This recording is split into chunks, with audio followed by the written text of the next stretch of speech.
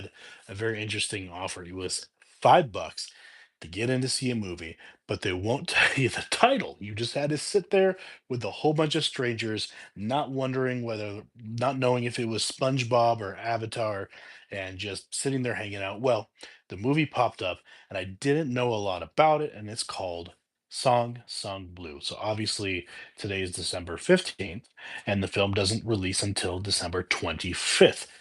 Christmas Day, I think that's when it is. And here's the deal. There are spoilers, but it's based on a documentary book, which is based off of real life events of Thunder and Lightning, these two real people. So are they really spoilers? Well, they were for me. So if I was watching this, I would want it to. I'm going to be reading my notes here and I'm going to keep this video short. So if you don't want the film spoiled at all, you got to stop here and come back on Christmas. But let's go ahead and talk about Song Sung Blue. It's a movie directed by Greg Cose, and it runs about 2 hours and 12 minutes and comes out, of course, like I said, December 25th, and set around the 1990s in Milwaukee. And if you know any Neil Diamond songs, or maybe you don't think you are, you're going to be singing and humming throughout this entire film, whether you really think you will or not. And the movie opens pretty quietly, just close up Hugh Jackman's face, who plays Mike, and it's a reflective monologue, right? And all of a sudden, you're realizing you're in an AA meeting with Mike, his 20-year sober birthday, as he calls it. And he is our main character. He's a musician, but not the shiny kind. He's broke, rebellious, and makes money doing oil changes. Music is in him, but life has kind of worn him down in a few different ways. He meets Claire, a hairdresser who was also a singer, a little younger than him, and she sees his talent immediately. She's seen his talent since she was a kid and had a crush on him. So she suggests that he become a Neil Diamond impersonator. Well, Mike hates the idea at first because he respects Neil Diamond way too much and doesn't want to be playing around with his music. But reality hits. Bills pile up. They both are single parents. And then, of course, they come together and get married. And eventually, the money becomes hard to ignore. So they decide to try and make it work. One of the most important lines in the movie comes when Claire says, "You don't want to be a Neil Diamond impersonator. You want to be a Neil Diamond interpreter," which is actually a really beautiful line. And that line really defines the entire film. So soon, more older musicians come in. This is really fun because they're professional impersonators who really never made it as real musicians. They're playing like at the state fair and stuff like that, trying to get gigs. But they basically make a garage band out of like 50-year-olds, and somehow it works. It's funny, and there's an old lady across the street who hates it, and then she loves it. It's actually really, really fun. I also have to say that the actor Hugh Jackman is one of my favorite actors. I mean, from Wolverine to Barnum. I mean, Hugh Jackman is. If you don't like Hugh Jackman, you're pretty much an idiot, and you shouldn't be watching YouTube. You should be learning and learning more about Hugh Jackman. So he plays Mike, right, who is Thunder in Thunder and Lightning, and he sounds a lot like Neil Diamond. It's actually really impressive. So it never feels like a parody. He really keeps it human, and I love the angles that you see with this film when they're really diving in. You see the just the texture of their skin, the weatheredness of Mike and Claire's like wrinkles, and then his he gets these mutton chops with gray in it, and just to be able to see the actual humanity in these characters is absolutely gorgeous. I think they filmed it very, very, very well. So things start going well. They get better gigs. There's bigger crowds. They get a little following. It's even a moment when they are called to open for Pearl Jam. So I'm from the Pacific Northwest, so I love that. I love that time period. And Pearl Jam, obviously from Seattle. So for them to be able to open for Pearl Jam, it's pretty awesome. When they first called, Mike is like, I don't know, someone's trying to sell me some kind of jelly, and they didn't really had no idea who Pearl Jam was. I love the duo that they have with Eddie as well. They got a big laugh in the theater. And remember that this is it's not a pre-screening, it's a pre, the movie hasn't come out yet. 10 more days, and I'm in a theater full of people who have no idea what we're seeing, right? And many of us didn't actually know what the film was about unless you watched the trailers, and even then, you may not know unless you're a big Neil Diamond fan or knew about Thunder and Lightning, the duo, which is Mike and Claire. So here's the thing. The cracks start to show in the middle of the film, and this is where it gets real, and this is where all the laughter kind of stopped in the theater. But Mike has a lot of chest pains, like he's trying to start the lawnmower and he gets this chest pain and he kind of ignores it and he keeps working and he just keeps pushing. I know it's kind of a man thing, but it's what we do, especially if we have a wife and kids and there's dreams and we're just trying to make it, right? We're trying to be everyone's hero and invincible. And you get to see that in Mike. And I felt that personally as a husband and a father too. So there comes a moment that shocked the whole theater. People were literally like, "What? Oh my God!" screaming in the theater. And it's when a car whips around the corner, a guy loses control and he hits Claire and pins her up against the house. And this is like, I almost wanted to stand up in the theater and just leave because I was so pissed off. I'm like, what is going on? I did not think this was going to happen in this film. And of course, I don't know what happened to them in real life, so I wasn't getting ready for it. However, essentially, we're all shocked. We're absolutely shocked. She gets hit by a car. So next scene, right? They're in the hospital. Um, Mike has another heart attack, like a really heavy heart attack, and he has Claire's daughter actually use the oh my gosh, I'm trained in these things. It's late. I had to film this tonight. It's almost 11 p.m. While it was fresh in my mind, defibrillator, thank you. Nobody commented defibrillator, but I feel like after I share this video, someone's going to post defibrillator, and that's enough. So thank you. We manifested defibrillator. And what happens is he has this massive heart attack, and I'm like, oh my God, what is going on with this family, right? Claire wakes up to an amputated leg. One of her legs was not able to be saved. From here, the movie completely shifts because it's fun. It's almost like a family movie. It's almost like this love story of these kind of washed up musicians who love to sing anyways, but they have real jobs like mechanic and hairdresser, and boom, the car, and then boom, Mike's heart attack, and you're like, what is going on? I didn't know if this was gonna be SpongeBob or Avatar, but not this, right?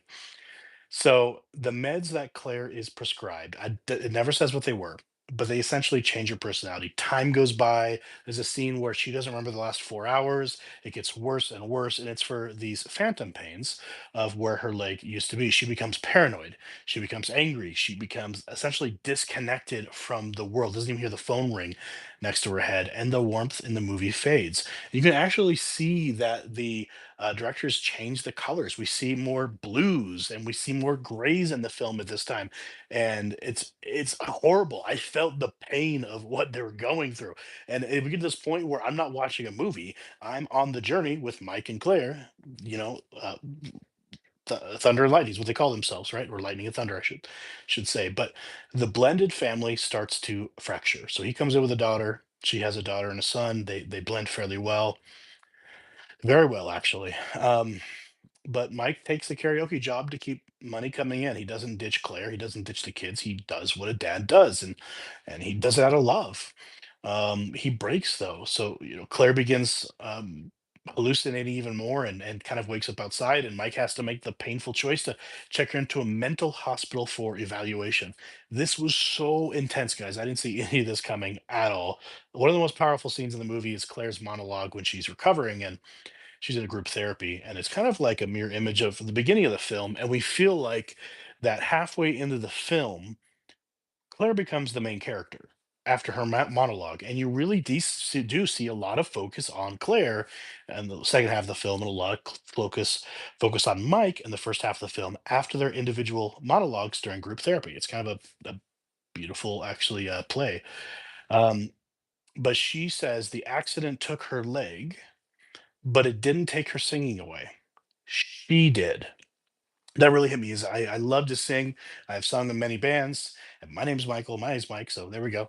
But when something happens in life, when something hits us really hard, whether a car or something else, it can take away a lot of things. But our hope, I think this whole movie is really about hope and family and love, but our hope is really up to us, right? So I'm a Jew, and not to get too political, but yesterday, people were opening fire on a bunch of us celebrating Hanukkah on the beach in Australia.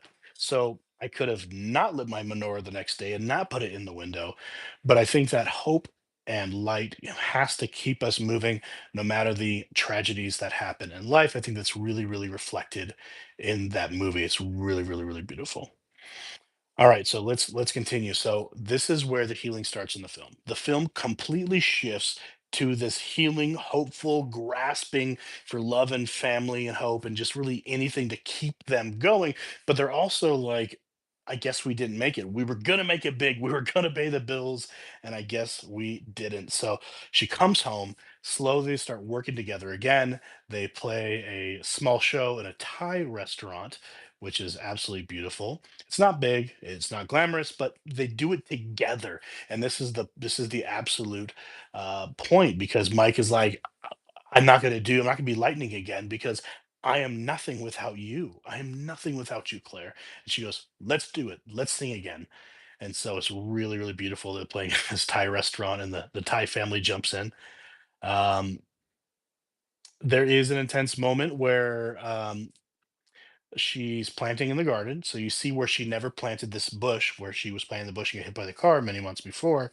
And she goes plant the bush again, and then she starts walking up the stairs. Another car turns the corner, loses control, and hits the wall, hits the front of the house, and almost smashes into her. She turns around. Everyone's like, "Oh my gosh, are you okay?" She just goes, she just cracks up laughing. And it's so beautiful because you get to a point when you're truly healed in your trauma that when it almost happens again or when it does happen again, you can look at it and just crack up. You can just laugh because you know that you're going to make it no matter what. And so she had that mental resilience this time in the film, which was it was like a roller coaster journey. And to see her trauma recovery was really beautiful. But yeah, she just laughs and says, "Bad things happen over and over, and I still want to sing." Like, oh, bad things still happen over and over, and I still want to sing. Freaking love it. That line stuck with me so hardcore. Definitely didn't cry.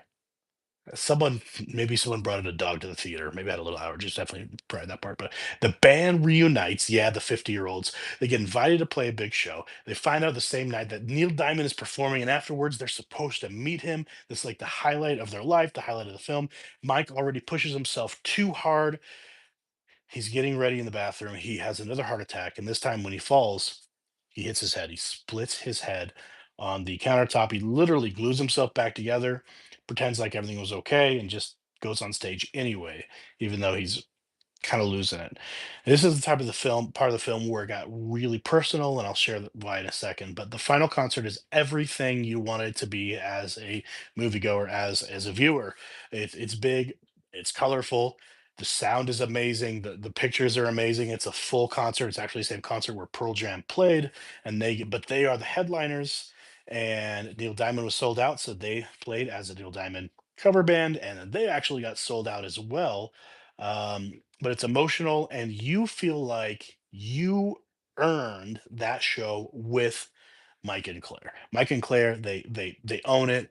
They deserve it with everything that they've been through. They earned that big show for themselves and have a movie as a moviegoer going writing all those emotions with them. You're kind of like, I earned this too. This is what I want to see.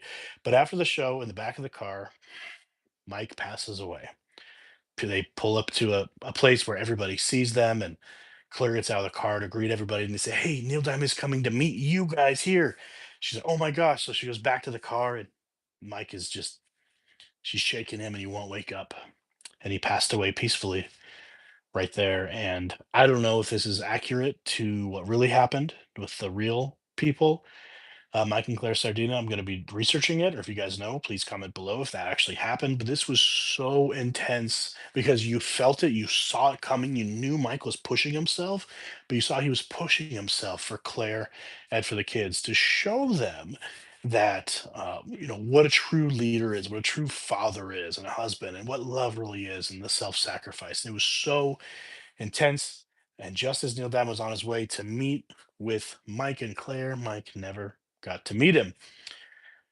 And the family is left to carry on his legacy. It doesn't just end the film like that, it kind of wraps it up a little bit for us. And at the funeral, Claire sings a lesser known Neil Diamond song, which is absolutely stunning. Their son watches a video he filmed of Mike singing along, and Claire finishes the garden and finally puts in that one bush that she was going to plant. And she looks up just smiling. So the movie feels a bit like A Star is Born, but different because this isn't about one person rising as the other one falls. It's about two people walking the same road together the entire way. And yes, they get that one big break, the 15 minutes of fame, as if you will, but it's still beautiful to see what they can do with their hopes and dreams. And that's really what the movie is about. So this is why the movie hit me hard personally. My dad was a huge Neil Diamond fan. He saw Neil Diamond, I don't know how many times in person. My dad actually passed away a little over a month ago. My dad was a mechanic like Mike. My dad had many, maybe hundreds of multiple heart attacks that he ignored and went right back to work for my mom and my younger siblings and I. And like Mike, he kept pushing until his body finally couldn't. My dad just passed away at 69 years old. Big Neil Diamond fan. So that hit me because my name is Michael, and my dad, the mechanic, pushed and pushed and pushed and had heart attack early and passed away. And I didn't sing at his funeral, but I did open up a lot of things. And so yeah, this movie really got me in all different directions. And it was a mystery movie. I didn't know I was seeing. I don't know what the hell I was seeing. So Song Blue is full of laughs, tears, awkward silences, a lot of awkward human kind of parts, which is awesome. It's also about hope at any age, love that isn't glamorous, and music that keeps going even when life breaks you over and over and over. And honestly, I'm really glad I saw it. And I hope I didn't ruin for you because I know it doesn't actually come out until 10 days. But I hope that you see Song Blue. I hope you enjoy it. And maybe do a little research about Thunder and Lightning and the cover band they had for Neil Diamond and maybe what the contrast of what actually happened and what happened in the film.